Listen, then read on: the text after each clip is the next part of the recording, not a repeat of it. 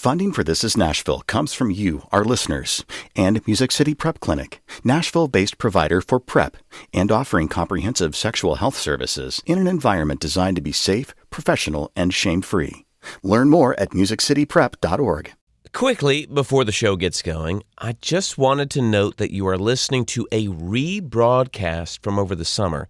In fact, it's been one of our most downloaded podcasts and viewed episodes on the YouTube stream because the legacy of Opryland still looms quite large in Nashville. So enjoy the episode, enjoy all the phone calls we take from people telling their Opryland stories. But if you call this hour, you will not get on the air because this is a rebroadcast.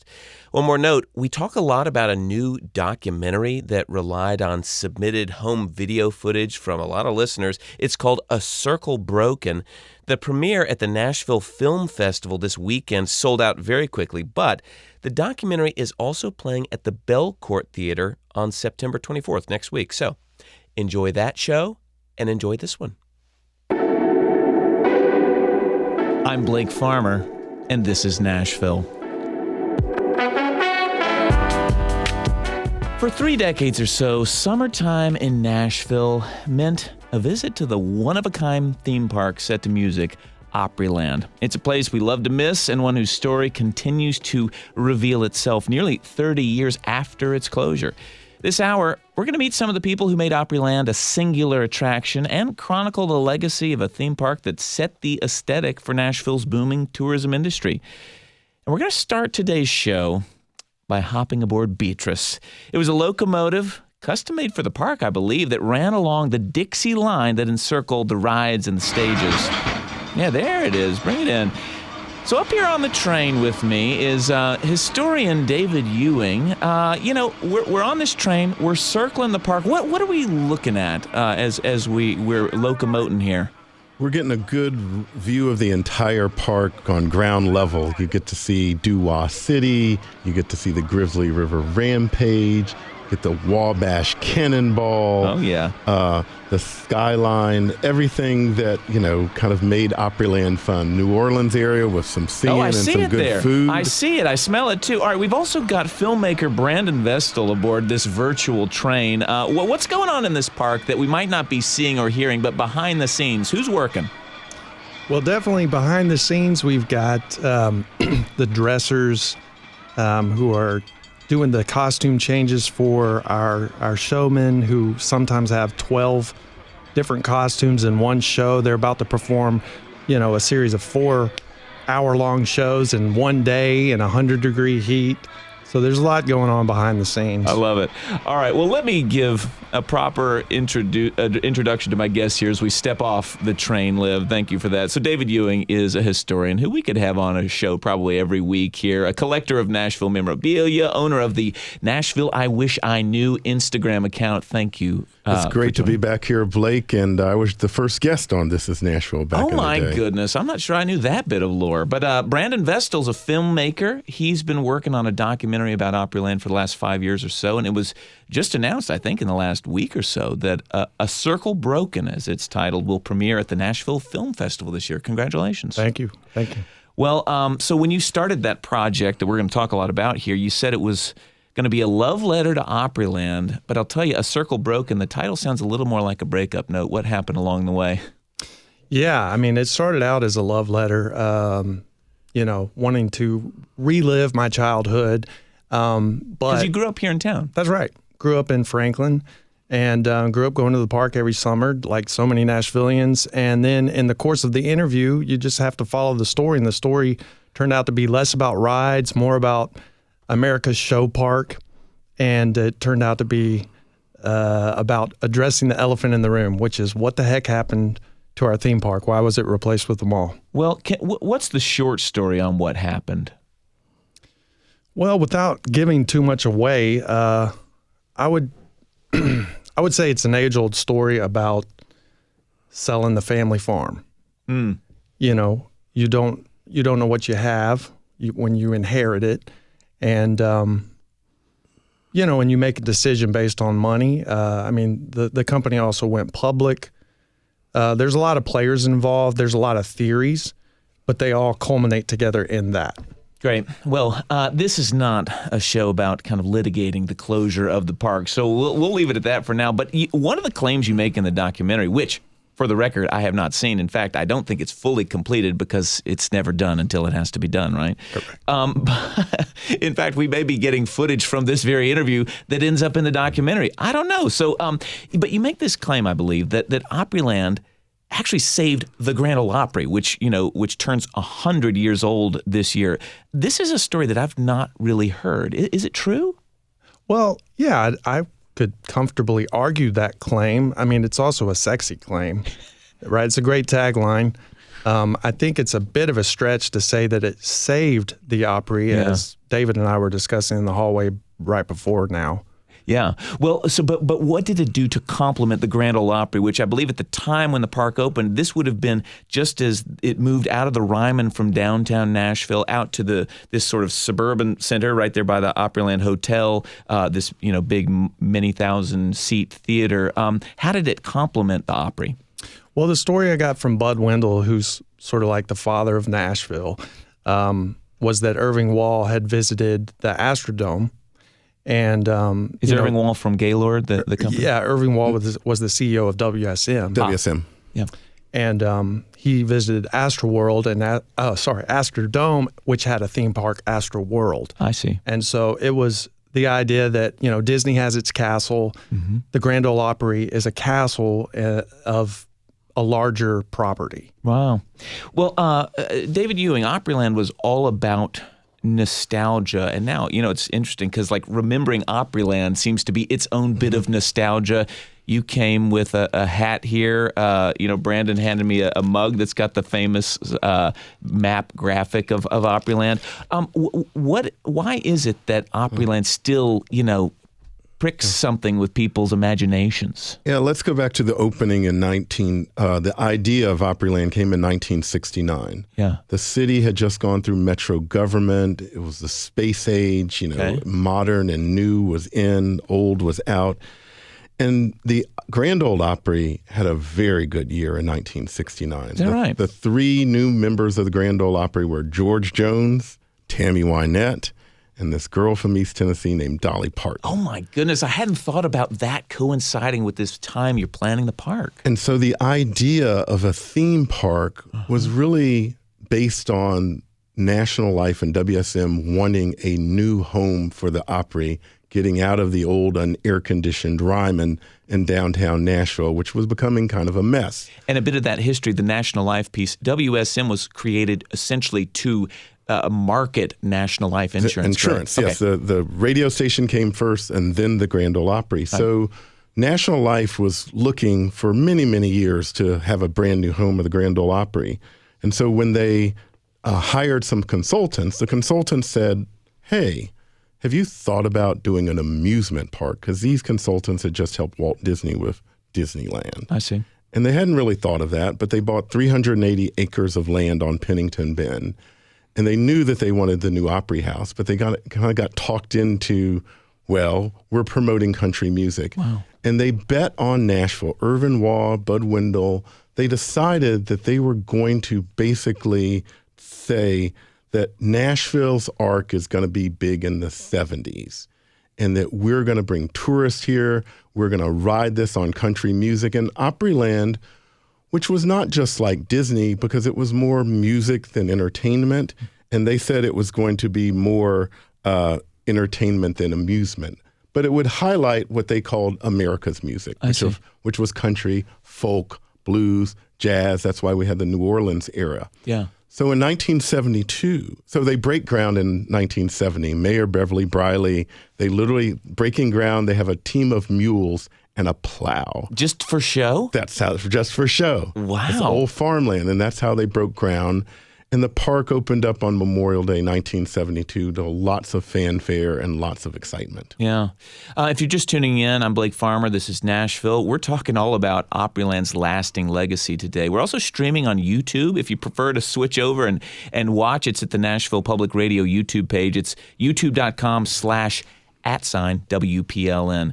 All right, so so it was more about shows than maybe rides. But Brandon, what did happen to those rides that were Opryland? I hear that they're like around and that people can still ride the Tin Lizzies somewhere. Yeah, several of the rides were relocated. The majority of them were scrapped, though. Yeah, they were taken to Indianapolis, isn't that right?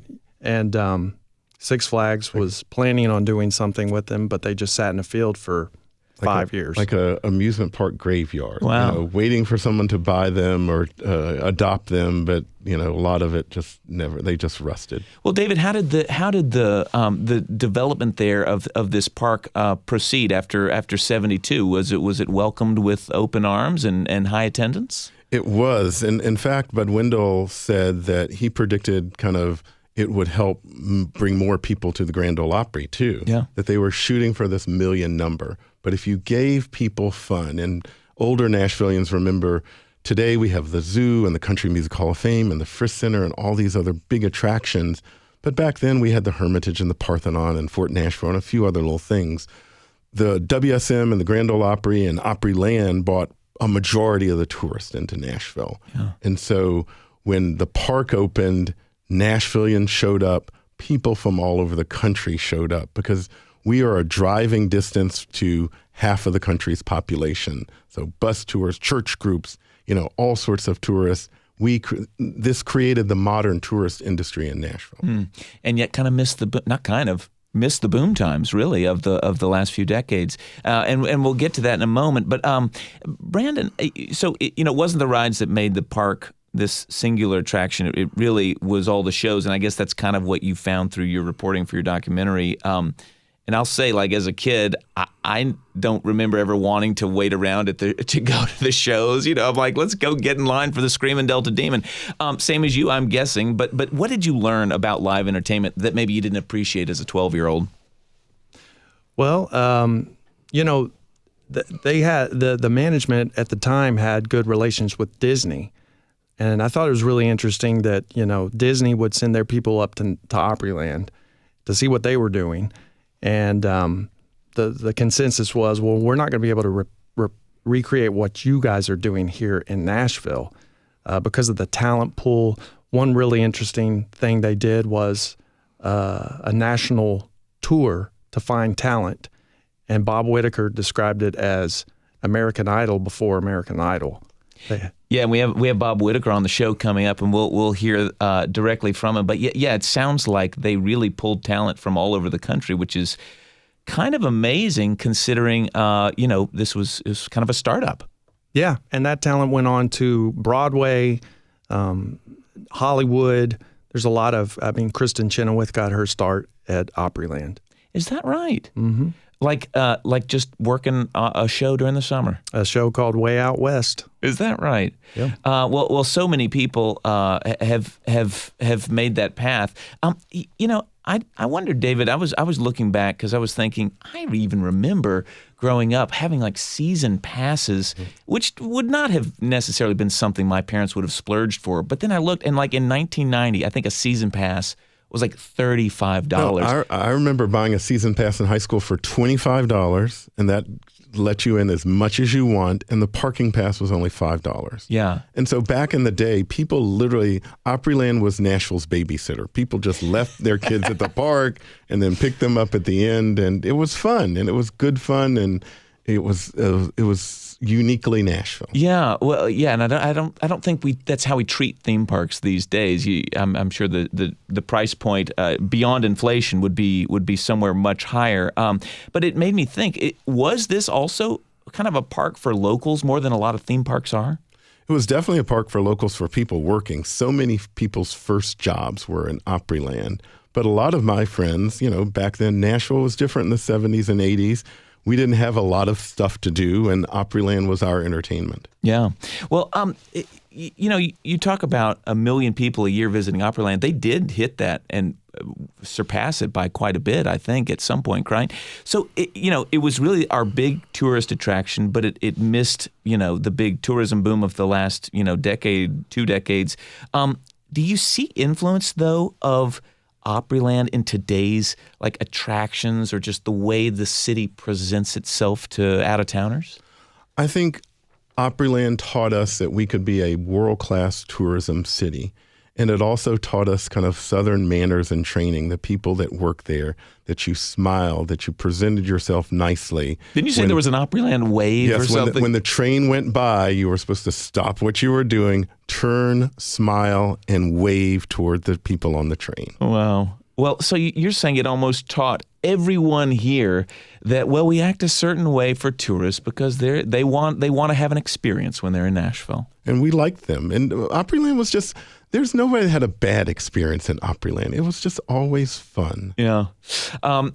Brandon, I'm wondering, obviously the documentary you've been working on for so long has nothing to do with Dollywood, I don't think. But I remember when I was little thinking, oh, there's this little park in East Tennessee called Dollywood.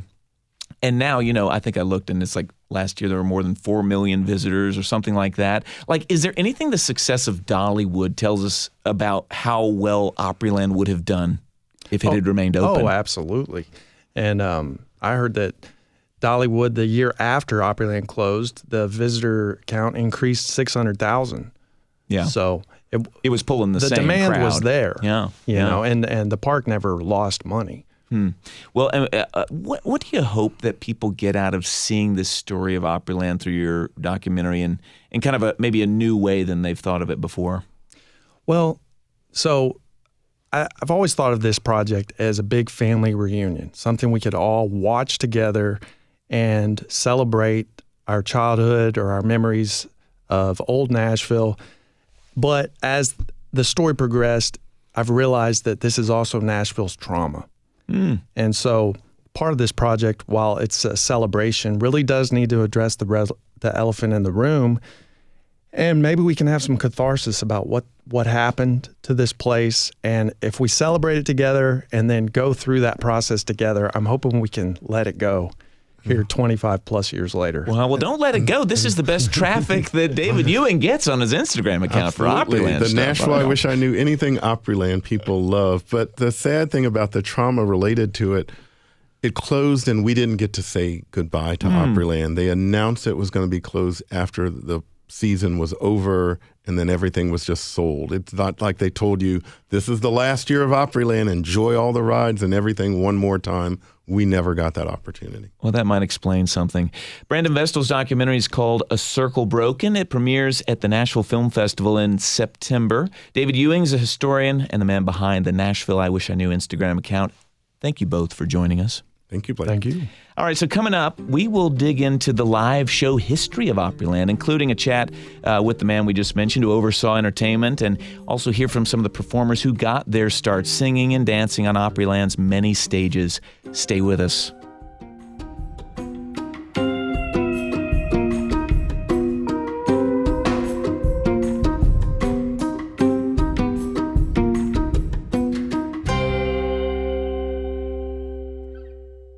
Funding for This Is Nashville comes from you, our listeners, and Music City Prep Clinic, Nashville-based provider for PrEP and offering comprehensive sexual health services in an environment designed to be safe, professional, and shame-free. Learn more at musiccityprep.org. You're listening to a rebroadcast of one of our most popular episodes from over the summer about the lasting legacy of Opryland, USA. A documentary about the controversial closing of this one-of-a-kind theme park premieres at the Nashville Film Festival this weekend. The premiere is actually sold out, but another show has been added at the Belcourt Theater next week, and it still has seats left. We take phone calls throughout the hour also, but since this is a rebroadcast, we will not be in the studio there to pick up your calls. So just wait until tomorrow's show when we'll be back live and we have Mayor Freddie O'Connell on to take your calls as he does each month. Thanks for listening today. I'm Blake Farmer, and this is Nashville.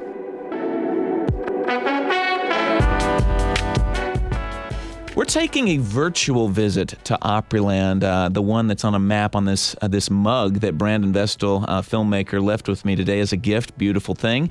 The park closed in 1997, but people still remember it so fondly as we've been listening. For some, it was the rides, but it was the shows that made this theme park so distinctive. It was a musical park. That was the whole idea. It was meant to complement the Grand Ole Opry, which had just built the big Opry House next door to the park. It had original shows going every day. One of the first was I Hear America Singing. Let's take a listen to an early recording.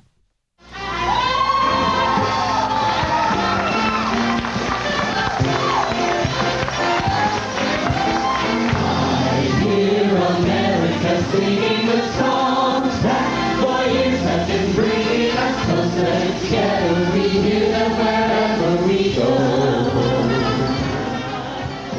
That was a clip from, like many clips of family footage from that's been posted on YouTube. So our next guests lived and breathed this show and many others. Bob Whitaker was the general manager of Opryland. Among many other titles along the way, his career spanned both the opening and the closing of the park. Bob Whitaker, thank you for joining us. I'm glad to be here. Thank you, Blake. Yeah. And Jennifer Roberts, who spent many seasons on the stages of Opryland, 7, I believe, one of hundreds who started a career in show business by learning the ropes at Opryland. Welcome to This Is Nashville. Thank you, Blake. Well, Bob, I've learned that Opryland shows really were special, even among other theme parks, including like the Disney parks, because it was all live, even the orchestration. Nothing was canned. Why was that important? We just felt like that the history of Nashville and the Grand Ole Opry, we needed to present everything in its purest form. And the purest form is having live musicians sitting there with their instruments and having live singers on stage singing with their beautiful voices and not amplifying it in any way other than just enough to get it out into our audience. And live music, live entertainment was the theme for our park.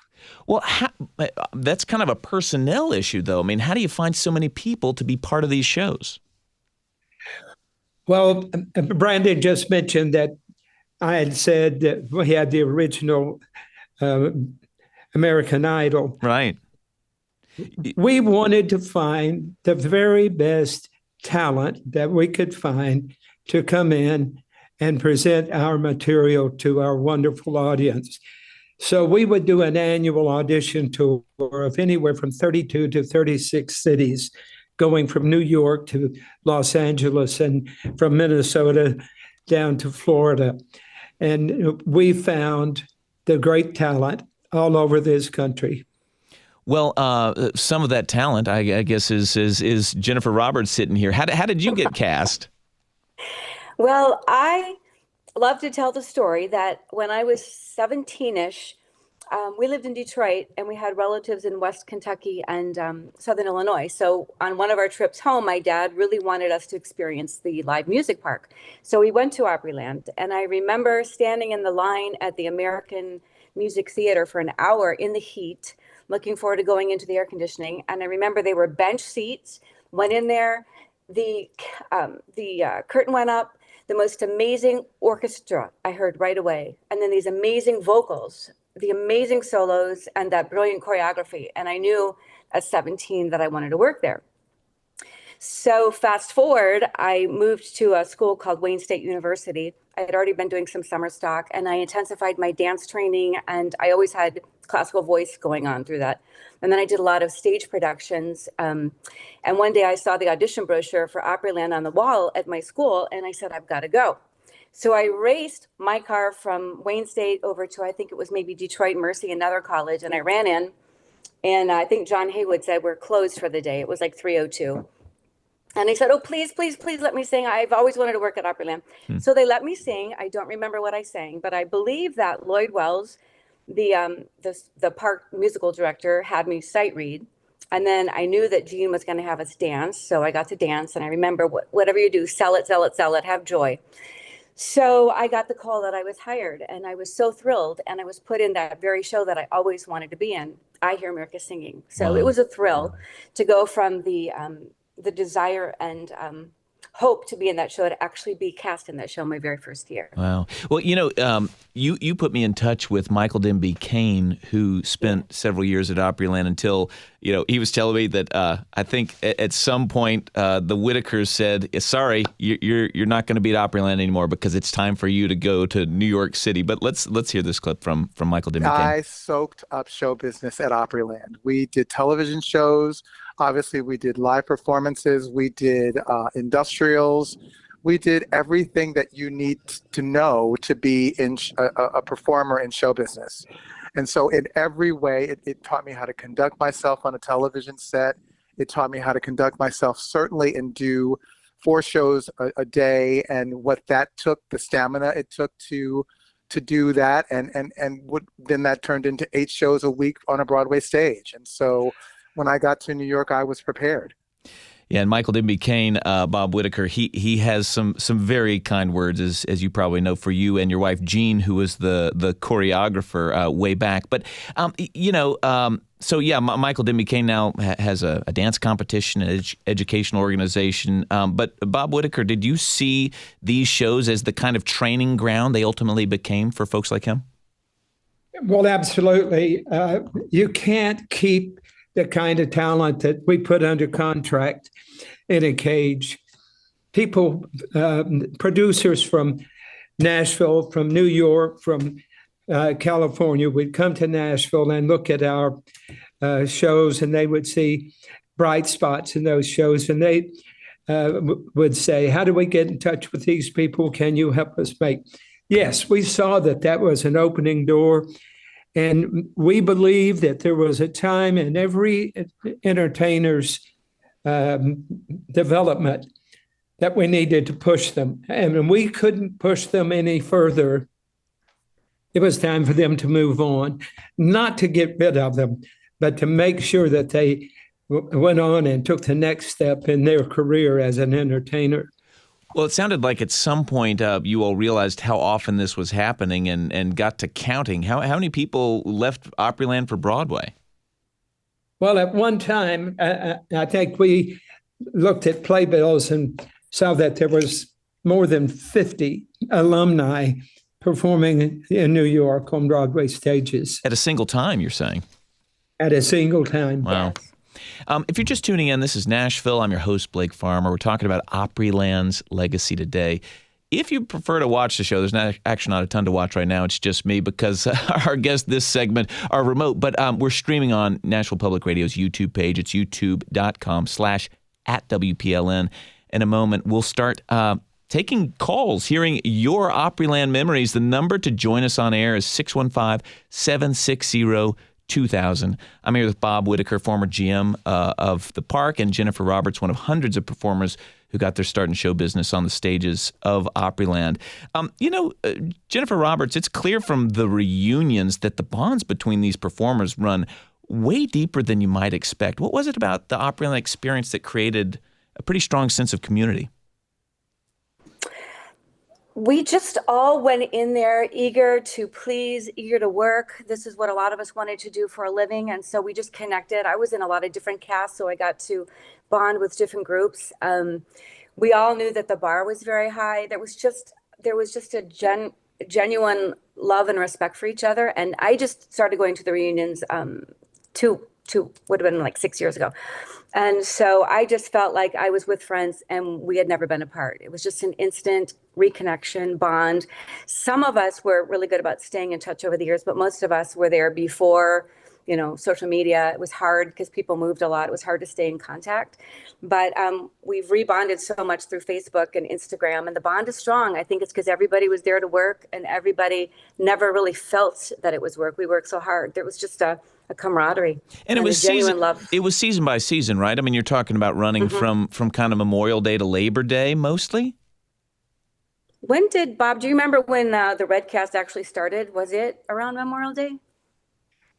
Actually, it started in March, and the Blue Cast came on in Memorial Day. That's what I thought. And then we had a combination of the cast that would stay on through October. I see. And those were just weekends, I guess, once you sort of got out of the summer? Right. Yeah. back into fall, the spring. Yeah, but I will tell you one more thing. Michael and I were there at a time, and he mentioned the TV shows. We were there at a very special time where we got to do the industrials and we got to do those live TV tapings and multiple shows. Industrials so means what? What is that exactly? What was the question? Industrials? What does industrials mean? Oh, we did a show. Well, Michael and I both worked on a show. It was an industrial, it was like a live commercial for Honda that we did in Reno, Nevada. So it was a huge cast, and they pulled some of the best production numbers and new ones.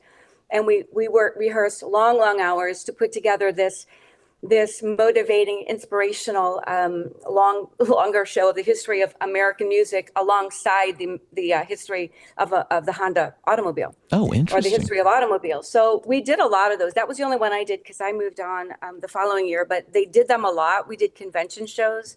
We got to work with Minnie Pearl and Roy Acuff and a lot of the celebrities when we were at the Opryland Hotel. We got to do cast albums when I moved to country. So like Michael said, the background for us to be strong performers and professionals started in our early 20s. Makes sense. Well, it wasn't just these big productions, Bob Whitaker. There was kind of music everywhere in the park. I mean, you might just have a bluegrass band that's playing to a few dozen people. Like it sounded like this.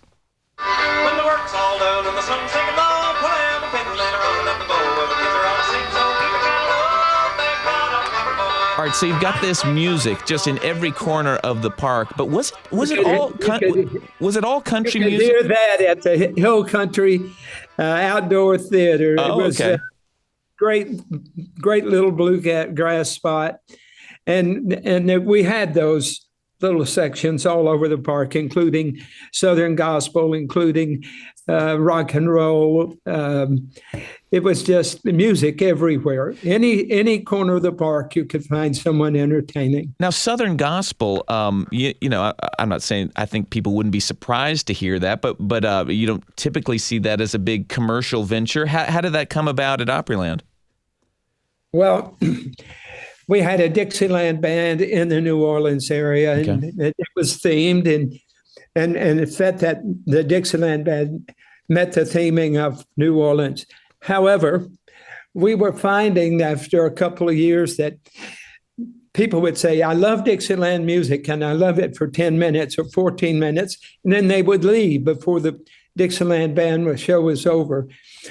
I knew that we were in the South. I knew that Southern gospel music was a very popular genre. So I went to the boss and said, I want to put a Southern gospel quartet together and put them in the New Orleans area. And he said, that doesn't fit. And I said, it's in the South. And I said, I promise you, if you will let me do that, let me change that out and put a Southern quartet together, I will record a cassette, and we'll sell enough cassettes to pay for the labor of the recording and also for the labor of the quartet all season long. He laughed and he said, if you can do that, I'll let you do it. So we did, and I was proved right. And then the next year I said, I'm going to change the New Orleans section back to Dixieland. And he used a 4-letter word and says, you are. Oh, in other words, he said, no, we're sticking with gospel music. It's working too well. We're right there. He said, do you know how much the pizza parlor increased their sales because of the Dixieland band staying there and people staying for the entire show? And I said, no. He said, we tripled their gross sales from last year to the year of the gospel quartet. You knew the audience. Well, let me wrap with this, and we've got phone calls coming in that we're going to take in the next segment here, so please hang on the line. But I'm thinking live shows are just expensive. I mean, not to mention producing them, but just to have the staff that's going to do that all the time. If a park had continued to stay open, could you have kept up these fully live shows all over the place? Absolutely. We wouldn't have changed it. Well, I shouldn't say that because I wasn't running the entire company, but I can tell you from the producer standpoint, live shows made us different from Disney, made us different from Six Flags Over Everywhere, from Kings Island, and all the other outdoor parks that was doing music. And it set us apart. It said, this is the show park in the world. And I believe we would have maintained it. And I think that the park would have continued to be successful right now. And that's another story. It's another story indeed. So much emotion and nostalgia tied up in it all. Bob Whitaker, Jennifer Roberts, both appear in a new documentary about Opryland called A Circle Broken, premiering at the Nashville Film Festival in September. Thank you for joining us on This is Nashville. Thank you, Blake. Thank you, Blake. You're welcome. Oh, Good to well, see you're you, welcome. Bob. Thank you. All right, so now it's your turn to talk. What are your favorite Opryland memories?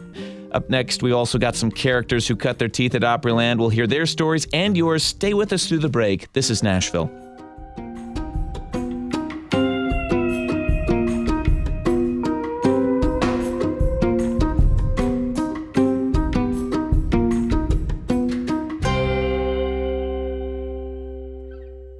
Funding for This is Nashville comes from you, our listeners, and Music City Prep Clinic, Nashville-based provider for PrEP and offering comprehensive sexual health services in an environment designed to be safe, professional, and shame-free. Learn more at musiccityprep.org. Hope you're enjoying our episode about the lasting legacy of Opryland, USA. Broadcast first live in July. Since this is a rebroadcast, we can't take your phone calls today. But we are back tomorrow with Ask the Mayor, when Nashville Mayor Freddie O'Connell joins us each month to hear what's on your mind and answer your questions. For today, just sit back and enjoy. Tomorrow, you can call in. Thanks for listening. I'm Blake Farmer, and this is Nashville. So summertime in Nashville used to mean at least a trip or two to Opryland. It wasn't just for tourists, it was our park, and it's a place where memories were sights and sounds were seared into our brains. If you walk now between the Opry Mills Mall and the Opryland Hotel, which I didn't check that you still can, but I believe you can, and you listen close, you might still hear the Grizzly River Rampage. Do you hear that? Oh, yes. You know, it was a water ride with a dozen people on a circle raft splashing through this narrow canal. We're wrapping this hour on Opryland talking about your favorite memories and ours. You can call to join the conversation at 615-760-2000. Joining me in the studio to take your calls and to share their own memories, Lynn Wright and Sean Hughes, both who sweated through many summers working at Opryland. Thank you for joining us. Glad to be here. All right, Lynn, tell us what you got in your hand. I believe he's named Johnny Guitar. I do. I was the first Johnny Guitar at Opryland, and I was there from 1972 to 75. We learned how to do it on our own, really. Yeah. But we were the babysitters of the people that left their kids. Oh, so David was saying it was Nashville's babysitter, and you actually you felt that. Yes, I did. You have them grabbing you, turning you around, and all that, you know. Well, for those who are not streaming on YouTube with us, it's a, I don't know, what is it, a 10-foot tall costume maybe made of foam? I was a 10-foot guitar, and I think that's why they put me in this costume, because I'm only 5'5", and so they said, we need somebody short to get up in this costume, you know. And so I learned how to do that. And then later on, you know, we had all kind of history things happen. You know, I got married there. Well, tell me about that. I mean, is this right? Maybe you were the first couple to get married at Opryland? We were. That was set up by Joe Pakesy, our supervisor. And he said, if y'all are getting married, get married here and let us have the costume characters in your wedding. How'd your wife feel about that? Well, she didn't like it at first. Her mother loved it. And so it took her mother and I both to talk her into it. But we finally did. And at the wedding, you know, we could invite 100 guests. And their invitation was on Opryland stationery. And let's see, we had, I sang to her before she came across the bridge. As Johnny Guitar, or no, as yourself? No. Okay. And she said they wanted me to get married in my costume, and my wife said, absolutely not. I'm not doing that. So Emily wouldn't have any part of that. But, Emily, your wife? Yes. Who's still your wife after what, 50-something? It'll be 53 years in August, and it's Emily. Yes. All right, well, it took. Sean Hughes, who's with us, is now a comedian, a family entertainer, known by many as Sean the Balloon Guy, but it all started at Opryland. What characters did you play? Oh, gosh. My actual entertainment career started in, and I've got it up right here, because I had to go back and literally map everything out. It was 1994. Okay. I started working the park in 1985, but my actual entertainment career started in 94, where I did roving clowning. Oh, so before that you were working there, but you were making funnel cakes or sweeping up popcorn or something? No, I was a Big G. This is one thing that Lynn and I have in common. He was the original characters, the instrument characters. Yeah. Where I was shortly after Lynn's time that Big G took over General Mills, Big G cereals, and they were a sponsor of the kids area. And I was the other costume characters in high school, where I was, anything from Trix the Bunny Rabbit to Count Chocula, Honey Nut Cheerios Bee. This helps because as I was preparing for this, I saw pictures of characters that I'm thinking, why are they at Opryland? It was because General Mills was sponsoring the characters being there. Yes, they had sponsored the children's area, which was close to the American Music Theater. I see. All right, so you stick with entertainment all these years later. How did it shape the work that you do now? Oh, it massively shaped the work because Opryland was like an ultimate training ground. I guess so. I went from working at Opryland, then for about 3 summers after that, I worked at theme park in Utah because some of the Opryland staff went to this theme park in Utah, then went on the road with Brooks and Dunn in 2001 as a part of the Neon Circus, which was a fantastic experience. Oh. And then doing all kinds of gigs since then, anything from Grand Ole Opry to Nashville Predators to Tennessee Titans. Wow. Well, we're going to challenge ourselves here. Let's see how many memories we can get on the air in the next 8 minutes. All right, Michael, you're on the line and you're on This is Nashville. Thanks for calling in. What's your memory? Oh, you mean mine? That's you. You're on. Yeah, the ride operators. That was my big thing. Because when I got started, when I started out at the late age of 17, early 18, yeah, I was brought in on the Barnstormers, and that ride. All right, the Barnstormer. That's the what? Like the biplanes that would go up. What? How high did those go up in the air? In my childhood mind, it's high. I can't exactly remember what the exact total height was. I'm thinking somewhere between 75 and 100-foot tower, I think is what that was. Yeah, any big incidents that come to mind there? The only issues we had a lot of issues with the hydraulics. Sometimes they would go up halfway up and they would stick. They would get up there sometimes and they would be running and they would be sticking coming back down.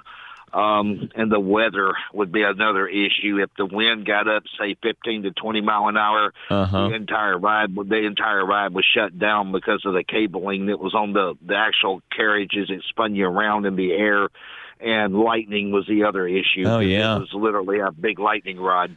Well, you're getting nods here in the studio, recollections that ride was always having to shut down for wind or lightning or hydraulics or something else. Michael, thank you for adding to the conversation. We'll go to Meg in Brentwood. What are you remembering about Opryland today? Opryland was the best training ground there was in America for singing and dancing and musical theater. There was never a point when the park was opening and doing live shows that there wasn't a former performer on Broadway. They were always able to go straight there. And you didn't just show up and do your show. You showed up and you warmed up your body and learned dance while you were doing that. And if you were a dancer, you still had to learn how to sing. And you were pushed and you were guided. You were appreciated. You were poor, but it was the best. And it was my bouncing board. I went from there. I saw a piece of paper in the green room after a show that for the first time ever, Tokyo Disneyland was coming to town for auditions. I ended up in Japan for 3 years. I worked on cruise ships. I'm almost 60, and I still sing, if anybody will hire me. Wow. But it was the absolute best. And I was out of the country singing when it was torn down. But through a drive through the country, I saw a lot of stuff in a man's yard. He was having a yard sale, and I was so grateful I was able to purchase the tall wooden cutout of the girl in Doo-Wah Diddy City that showed you if you were tall enough for the ride or not. And she is in my living room. Wow, you picked it up. I did. I grabbed it. It was a fluke because Wow. they did sell a lot of things in a tent in the parking lot there when it closed. And I wasn't able to be there. So I was so glad to have a piece of the original. Meg, that's great. Yeah. Lynn, you're nodding along here with talking about the caliber of performers who were there at the shows. Do you have memories that those shows were kind of better than you might expect in a theme park? Yeah, we love to go see I Hear America Singing. Yeah. And they would update that show, right? It's not like it wasn't the same show from day one. Yeah, and it was such a good history of music, like from the 20s to the 70s, 90s, whatever. And there were songs that went around everything happening in history, whether it was a depression or a war or whatever. It was all put together so well. Well, Lynn, thank you. We'll take some more calls. Mark in Cookeville, you're on This Is Nashville. I actually got my start in 1985 at Opryland, and I auditioned in Birmingham, Alabama. Bob Whitaker pulled me aside at that audition and said, "If you get another offer from somebody else, you need to call me." Wow. And so I called Opryland and ended up getting hired in 1985 and worked there until 87. But I took a different path in my career and became a studio singer, and also toured with different artists. I sang for artists like Martina McBride and Leanne Womack. I sang on albums for Garth Brooks to Alan Jackson, George Strait. So I took a different path with my career, and I really feel like I owe it all to Bob Whitaker for bringing me to Nashville. Wow. Well, I'm glad he's listening to hear it, Mark. Thanks for sharing, Mark in Cookeville. And Lynn, you did studio work as well, right? Singing? I have done singing, and I got to sing backup for Dolly Parton. Well, that's something to write home about. It was the song "Whispering Hope" on her the American. Oh, beautiful. We're going to take another call. Mike in Dixon, you're on This Is Nashville. Subject. I feel like this is a subject you could literally go hours and hours on because it's such a hot button topic. It's feeling that way. It is. We're out of time here, but I will tell you one of my favorite memories in life was me and a group of high school friends went to Opryland just randomly on a Saturday and found out they were having one of those Mayberry reunions. Yes. And I got to meet Barney and Ernest T. Bass and Otis Campbell and, all my heroes from that show. And that was one of my favorite memories. And this was pre-internet, so, I'm sure they had advertised it like in newspapers and stuff. And that was literally the biggest attendance day. If they'd have planned right, they could have got Andy Griffith in, but they were like, we don't know if this is going to be big or not. And it was so huge, like restaurants ran out of food. It was just the biggest. I don't think they got more attendance in one day than that particular day. Yeah. You're saying, though, that it was like all the characters from Mayberry, except for Andy Griffith. Yes. They could have gotten him, but they were like, we don't know how big this thing's going to be, and it would just exploded. Mike, Andy and Opie were the only two, I think, at the time that were not there that were still alive. I think Aunt B had passed, but Andy and Opie were there. But I will just say there are good people in the world because I showed up. I was so excited. The tickets were sold out, and the nicest lady had handed me her ticket that her husband had decided not to come, and that was how I got to experience that day, and it was so wonderful. Mike and Dixon, what a beautiful story. We're going to squeeze in one more call. Timothy in Hendersonville, you're on This Is Nashville. Hi, how are you? I'm good. Our time is short, but what's your memory? Well, I started working there from 1984 to 1991. I was a supervisor from 1988 until 91. And I was recruited over at Beach High School to come work in hospitality. I worked in the New Orleans area, in the Riverside area, as a sweeper. The day I turned 18, they put me right on the carousel on the lake, which was an antique carousel. Started working there, and then that fall I moved over to the Flume Zoom, where I met one of my closest friends till this day, 40 years later, Kurt Berger, and we've stayed in touch. But one of the funny things about that ride is because obviously the Flume Zoom was a waterlog ride, and underneath it, for whatever reason, that's where they did the Screaming Delta Demon. And whenever the rides start to overflow or back up, the water would start coming down, but the Screaming Delta Demon could not have a drop of water ever on it. And every time it went off, we had to call the WIC girls over there and say, you got to shut your ride down. You're about ready to get flooded. And during the fall, we had so many leaves, they stopped cleaning them out. The ride would shut down, and we'd have to explain to people. But it was a great time there. And like I said, I run into people all the time that work there, and it's been great. Timothy, great story. It's what we're going to end on. It's all the time we have. Thanks to Lynn Wright, Sean Hughes in the studio. Both were roaming characters and performers at Opryland for many years. And we'll have links on today's show post, including information on the documentary premiering at the Nashville Film Festival. And thanks to filmmaker Brandon Vestal for sharing his work with us this hour. If you want to listen back, search This Is Nashville wherever you get podcasts. You can also just ask a smart speaker to play the latest episode, or you can watch. The stream is archived at Nashville Public Radio's YouTube page. This Is Nashville is a production of Nashville Public Radio. Today's episode was produced by me, directed by Tasha A.F. Limley. Our board operators, Liv Lombardi. Answering the phones, it was Mary Mancini. Masterminds behind that theme music are L'Orange and Namir Blade. The conversation doesn't end. Find us on the socials at This Is Nashville. This is Nashville. I'm Blake Farmer. Go in peace.